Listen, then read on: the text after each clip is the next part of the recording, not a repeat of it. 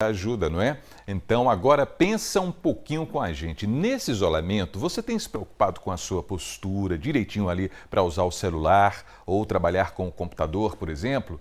Dificilmente, né? Por isso, queixas como dor de cabeça e dores na coluna têm sido mais frequentes. Então, a Juliana Nascimento foi conversar com um médico para saber quais são as outras doenças que essa pandemia tem provocado. Juliana, boa tarde. Boa tarde, amigo. Boa tarde para todo mundo. A gente segue nesse assunto de saúde, né? Priscila estava conduzindo aí a questão da síndrome do pânico, ansiedade, e aí eu lanço uma reflexão aqui.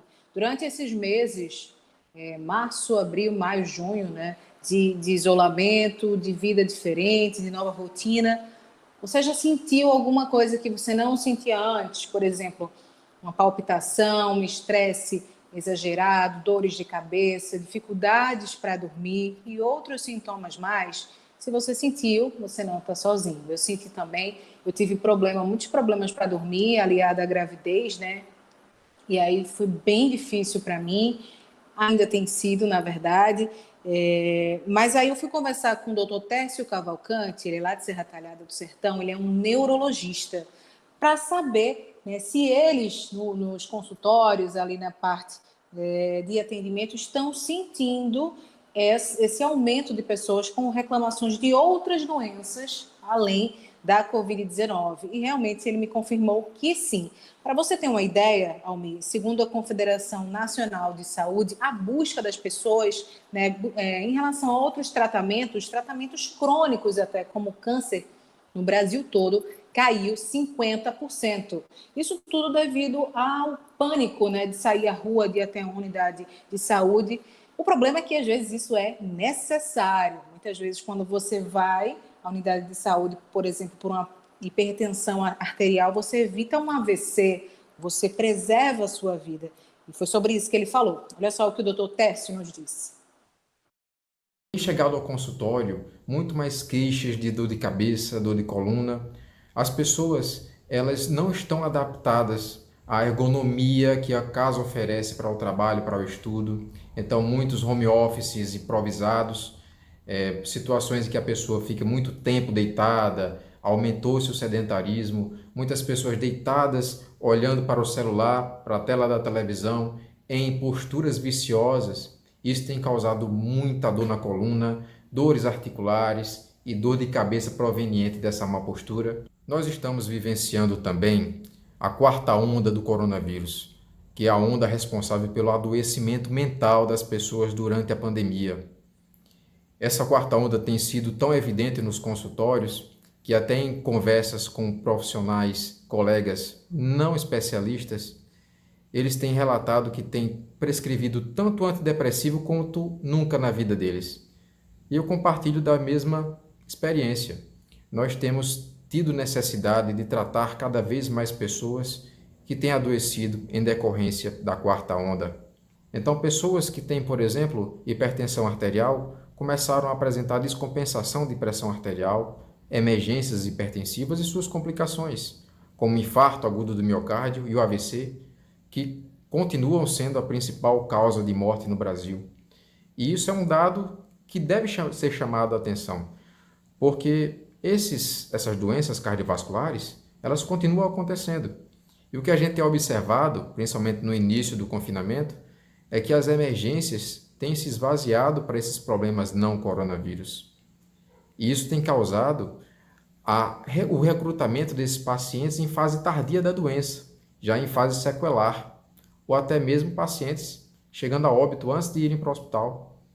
Então, pessoas que têm esses problemas de infarto agudo do miocárdio ou sintomas característicos, ou de AVC, derrame, essas pessoas têm que procurar urgência médica, porque elas têm a chance de saírem desse problema sem sequelas no tratamento rápido dos sintomas. O doutor Tércio falou aí sobre a questão de postura, né? Acredito que você deve ter dado uma ajeitada aí no sofá da sala, porque a gente passa realmente muito mais tempo tendo que trabalhar esse escritório aqui improvisado, essa cadeira até que é confortável, mas muita gente não tem, então põe uma cadeira mais dura, né, de madeira, pega uma cadeira da mesa da cozinha, do terraço, e às vezes não é ideal, provocadores de coluna, e isso provoca dores de cabeça, pode provocar uma complicação no sistema nervoso, e foi isso que ele alertou a gente. Agora ele continua falando, homem, sobre as doenças cardiovasculares e sobre um grupo específico que nesse período de pandemia tem sofrido demais, né, com a estafa, com todos os problemas psicológicos também. Olha só. O adoecimento mental, ele traz sim consequências orgânicas, como por exemplo o AVC, em decorrência de distúrbios não controlados, como pressão arterial, e também pode trazer adoecimento com necessidade de avaliação de urgência, inclusive, mentais, como síndrome de pânico. Houve um relato nessa semana, inclusive, de uma profissional de saúde que buscou a urgência com tanta falta de ar que ela chegou desesperada pedindo por um respirador para ser entubada. Depois de todos os exames realizados para a investigação da queixa, nenhum exame foi alterado. Então, essas pessoas também têm adoecido bastante do ponto de vista até orgânico, mas com foco, com a causa nos transtornos mentais. E isso tem trazido muita repercussão negativa, não só para as pessoas nas urgências como pacientes, mas para os próprios médicos. Muitos colegas têm sido afastados do trabalho por transtornos mentais, por depressão, por crise de ansiedade, por burnout, que é a estafa, o esgotamento físico e mental relacionado ao trabalho. Então, essas pessoas, profissionais de saúde, estão expostas a uma situação muito insalubre. Muitos deles não estão podendo visitar os familiares e a rede de apoio social se esfacelou. Então, a gente precisa também olhar para essas pessoas, olhar para nós mesmos e fazer essa avaliação. E acho que nesse momento, Almi, a família, né, quem está do seu lado aí no isolamento social, é tão importante para avaliar essas questões. Ele falou aí de duas situações opostas: quem precisa muito e que não procura o atendimento, que isso pode complicar e levar até a pessoa a perder a vida, né, ou então ter sequelas muito graves, e também da pessoa que tem aí uma ansiedade, uma síndrome do pânico e procura, achando que realmente está precisando de um respirador, como foi a questão de um agente de saúde, né? Um profissional de saúde chega lá e realmente não é, ela não está precisando, a questão de respirar mais, aquele assunto que Priscila trouxe anteriormente com o especialista. Então fica esse alerta que a gente possa, especialmente nesse momento agora, cuidar muito da nossa saúde, ter muita atenção em relação também à medicação, para não deixar de tomar, não deixar de se alimentar bem, ter realmente complicações. É o que a gente não quer. Fica o alerta, Almir. Sempre, não é, Juliana?